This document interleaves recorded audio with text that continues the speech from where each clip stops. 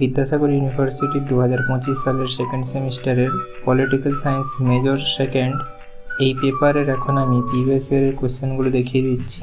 এই পেপারের নাম হচ্ছে কনস্টিটিউশনাল গভর্নমেন্ট ইন ইন্ডিয়া।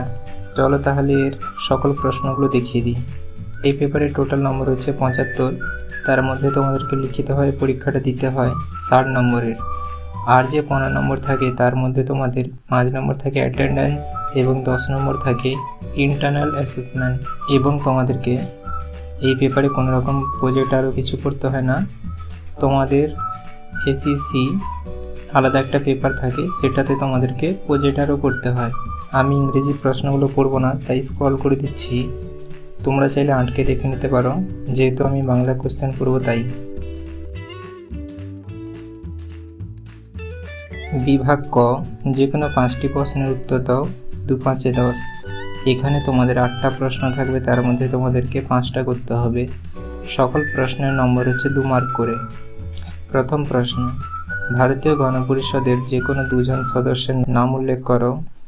2 নম্বর প্রশ্ন, উদ্দেশ্য সমূহ প্রস্তাব বলতে তুমি কি বোঝো। 3 নম্বর প্রশ্ন, ভারতের সংবিধানের প্রস্তাবনায় ধর্মনিরপেক্ষ শব্দটির দ্বারা কি বোঝানো হয়েছে। 4 নম্বর প্রশ্ন, নিবর্তনমূলক আটক বলতে কি বোঝো, একটি নিবর্তনমূলক আইন উল্লেখ করো। 5 নম্বর প্রশ্ন হচ্ছে বন্দি প্রত্যক্ষীকরণ কি। 6 নম্বর প্রশ্ন, ভারতের রাষ্ট্রপতির ভেটো ক্ষমতা বলতে কি বোঝো। এবারে তোমাদের 7 নম্বর প্রশ্ন হচ্ছে সুপ্রিম কোর্টের বিচারকদের নিয়োগের জন্য 2টি যোগ্যতার উল্লেখ করো। 8 নম্বর প্রশ্ন, যুগ্ম তালিকার অন্তর্ভুক্ত 2টি বিষয় উল্লেখ করো। এবারে হচ্ছে তোমাদের বিভাগ খ, যে কোনো 4টি প্রশ্নের উত্তর দাও। এখানে তোমাদের 6টা প্রশ্ন থাকে, তার মধ্যে তোমাদেরকে 4টা করতে হয়। সকল প্রশ্নের নম্বর 5 নম্বর করে।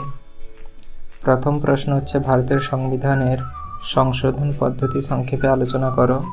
10 নম্বর প্রশ্ন হচ্ছে ভারতের সংবিধানে উল্লেখিত মৌলিক অধিকার ও রাষ্ট্র পরিচালনার নির্দেশমূলক নীতির পার্থক্যগুলি আলোচনা করো।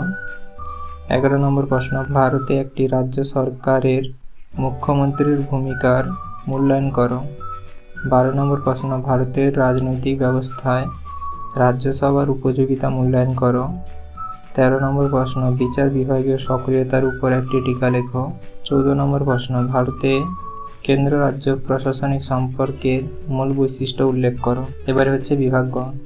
এখানে একটা কথা বলে দিই, এই পেপারের ক্লাস তোমরা যদি অনলাইনে করতে চাও তাহলে এই নম্বরে কন্ট্যাক্ট করতে পারো।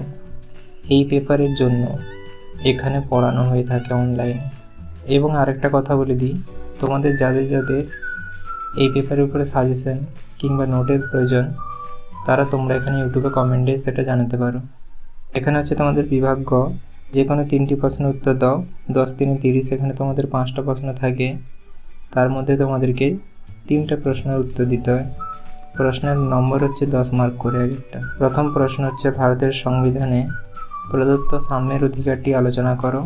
16 নম্বর প্রশ্ন হচ্ছে ভারতের রাষ্ট্রপতির জরুরি ক্ষমতা সংক্ষেপে আলোচনা করো। 17 নম্বর প্রশ্ন, ভারতের পার্লামেন্টে 2টি কক্ষের সম্পর্ক পর্যালোচনা করো। 18 নম্বর প্রশ্ন, হাইকোর্টের প্রধান কার্যাবলী আলোচনা করো। সর্বশেষ প্রশ্ন হচ্ছে তুমি কি মনে করো ভারত একটি আধা যুক্তরাষ্ট্র। তোমার উত্তরের সপক্ষে যুক্তি দাও। তোমাদের সকল প্রশ্নই কমপ্লিট হয়ে গেছে। আশা করি তোমরা সকল কিছু বুঝতে পেরেছো। কোথায় যদি কিছু বুঝতে অসুবিধা হয়ে থাকে তাহলে তোমরা আমাকে সেটা কমেন্টে বলতে পারো। আর আমি যেটা বললাম, তোমরা যদি এই ইন্ডিয়ান কনস্টিটিউশন এই পেপারটা যদি অনলাইনে পড়তে চাও তাহলে আমি যে নম্বরটা দেখিয়েছি ওই নম্বরে তোমরা আমাকে কন্ট্যাক্ট করতে পারো। নেতাদের মতন অর্ধেক কাজ করবেন না, সাবস্ক্রাইবের পরে বেল আইকনটাও দাবিয়ে দিবেন।